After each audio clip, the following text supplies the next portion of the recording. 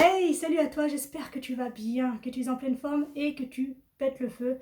Je te souhaite la bienvenue dans cette 7e vidéo du marathon de septembre 2021.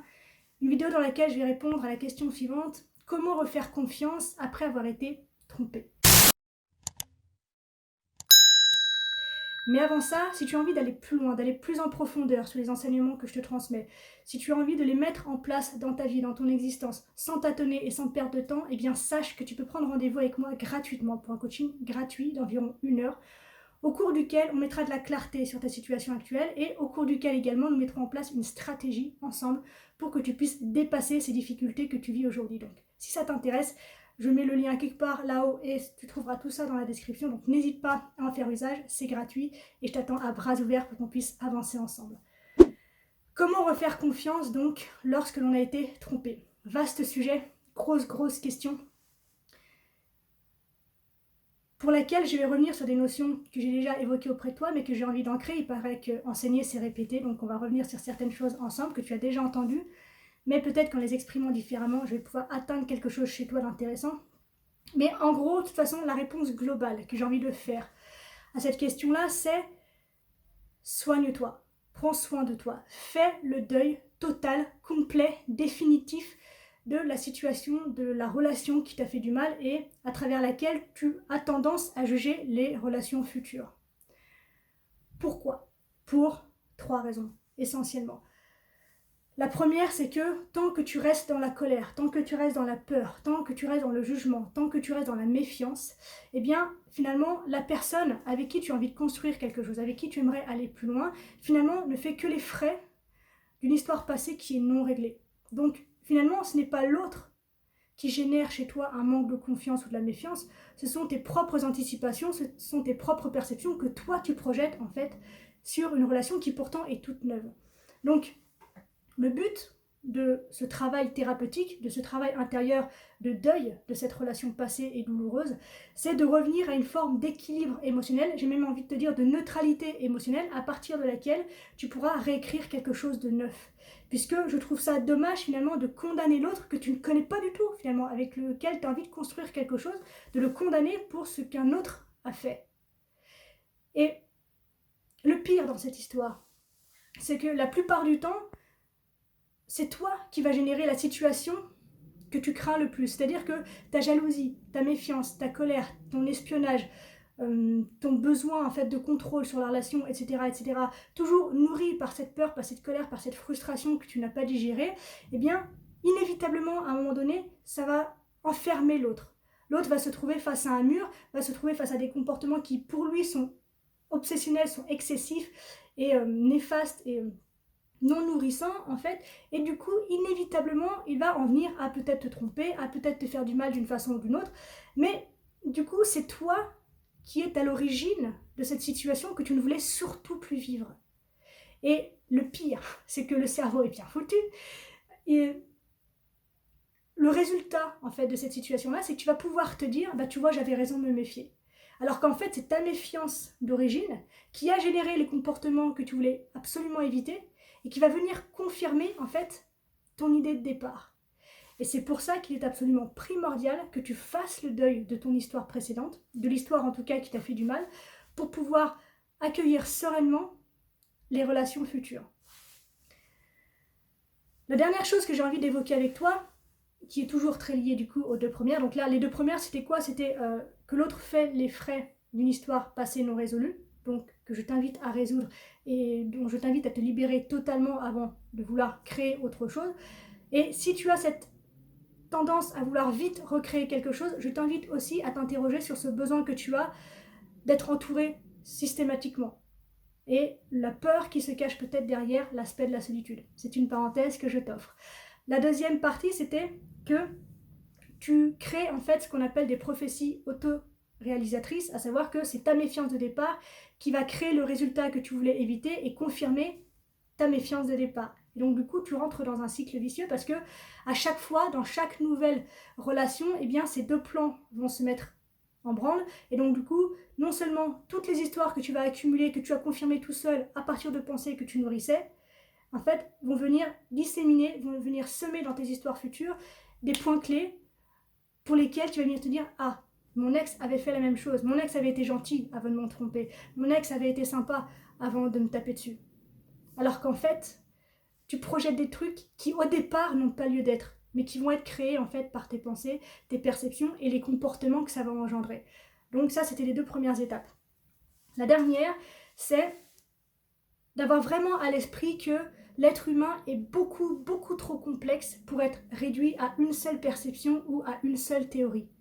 Alors effectivement, on a un tronc commun de comportements et de croyances archaïques par exemple, mais on est 7 milliards à partir de ce tronc commun. 8 presque maintenant. Donc il serait terriblement réducteur et hérétique presque de considérer que chaque être humain ressemble à ce tronc commun. C'est comme les fraises. Je sais pas si tu as déjà eu l'occasion de regarder comment une fraise s'est faite. Moi j'ai eu la chance de travailler dans la culture des fraises, donc je vais te donner une image qui devrait t'aider à comprendre ce que je veux te dire par là. Je sais pas si tu as déjà regardé donc comment s'est fait une fraise.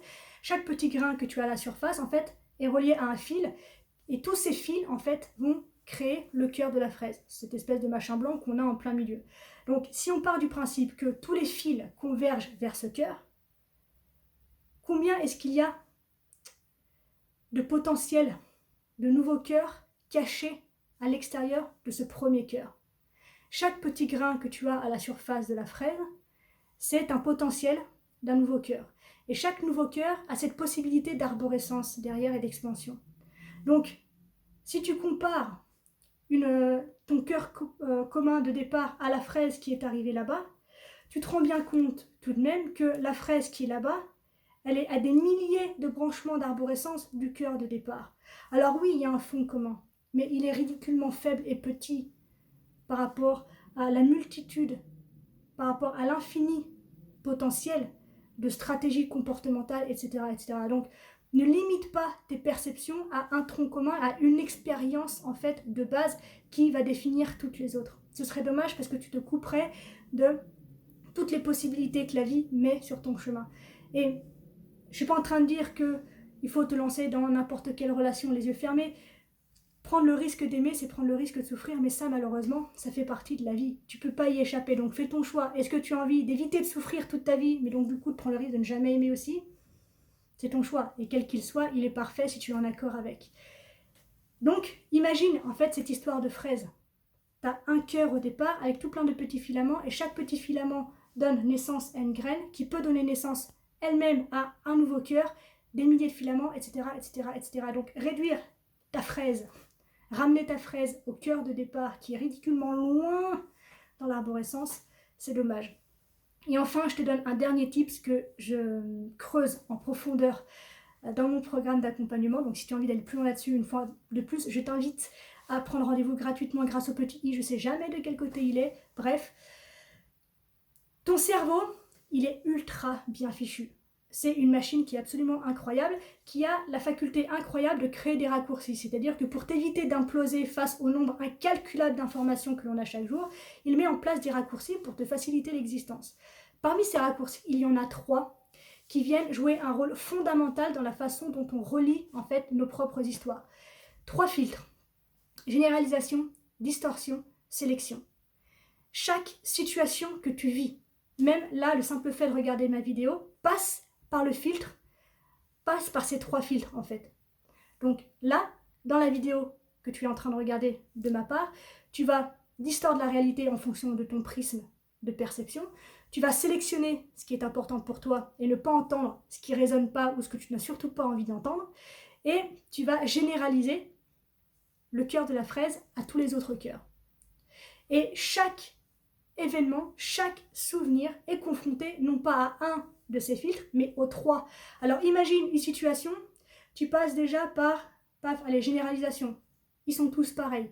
Puis après la généralisation, paf, tu passes dans la distorsion.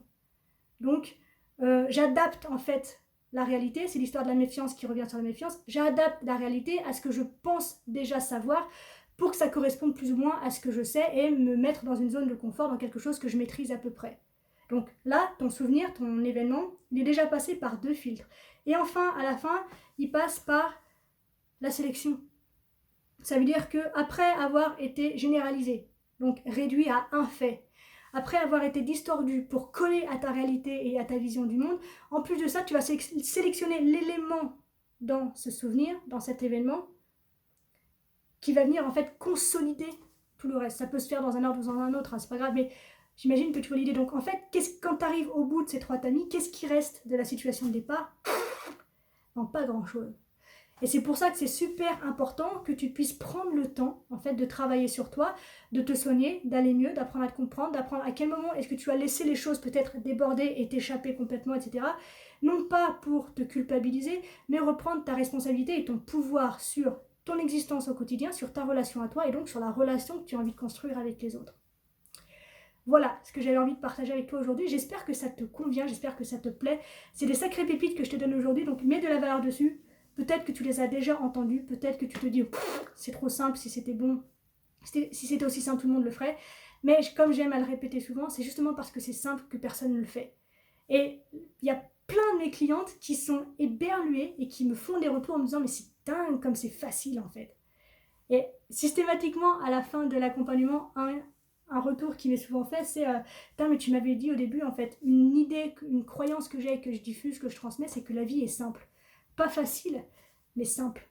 Et toutes mes clientes me font le retour à la fin de l'accompagnement. Mais tu m'avais dit au départ que la vie est simple, et c'est vrai, en fait. C'est fou ce que je me casse le bip sur des trucs qui n'ont aucune raison d'être, en fait. Donc, mets de la valeur sur ces choses très simples. Apprends à te regarder, toi. J'insiste, dans toutes ces vidéos, je sais que c'est toi que je mets en avant, mais parce que mon désir le plus profond, c'est que tu te libères de tout ça. L'autre, je m'en fous. Aujourd'hui, ce qui m'intéresse et ce dont je suis certaine, c'est que tu as le potentiel de te reprendre en main et de créer la vie que tu as envie de créer. J'en suis convaincue. Je sais que tu as les compétences pour le faire. Je sais que tu as l'intelligence pour le faire. Je sais que tu as tout ce qu'il faut pour le faire. Si ce n'est cette putain de boîte crânienne qui t'enferme dans une vision des choses, qui te bouffe de l'intérieur et qui ne te soutient pas, qui ne te permet pas d'aller de l'avant. Alors, peut-être qu'il y a des propos qui sont durs, qui ne te conviennent pas, mais je t'invite à les prendre en considération, ou en tout cas à les laisser faire leur chemin, justement. C'est une petite graine que moi aussi je plante, graine de fraise peut-être, qui sait, que je plante dans ton cerveau pour te donner une vision des choses, mais qui te rend libre. Et la liberté, lorsque l'on a vécu ce que tu as vécu, c'est pas facile à obtenir. Oui, on passe par des moments où ça fait suer de se rendre compte qu'on a eu ce comportement-là, ou qu'on s'est laissé faire là, ou que c'est chiant. Et je l'ai fait aussi, hein. Je sais que l'ego, il se débat dans ces travaux-là. Mais une fois que tu es passé par là, dans les arts martiaux, on appelle ça la vallée de la douleur. Une fois que tu as traversé la vallée de la douleur, mais la liberté est si intense, c'est un truc de fou. Donc mon désir le plus profond, c'est que tu puisses vivre ça toi aussi. Et je sais toutes ces souffrances par lesquelles tu es passé, crois-moi, je les ai vécues aussi. Mais je te promets une chose, accepte de traverser cette vallée de la douleur pour aller mettre un final définitif à ce qui t'a fait du mal dans le passé, pour vivre un présent et créer un futur sur mesure et qui te fait kiffer. Voilà, je m'arrête là, j'espère que cette vidéo t'inspire. Si c'est le cas, n'hésite pas à me le faire savoir en likant, en partageant. C'est super important, non seulement pour mettre en avant mon travail, s'il te plaît, s'il te plaît, mets-le en avant toi aussi. Fais cette petite contribution pour que d'autres personnes puissent avoir accès à ce que je propose, qui est tellement important. Et voilà, on se retrouve demain, même heure. J'allais dire même jour, mais non, même endroit, même heure, c'est ça.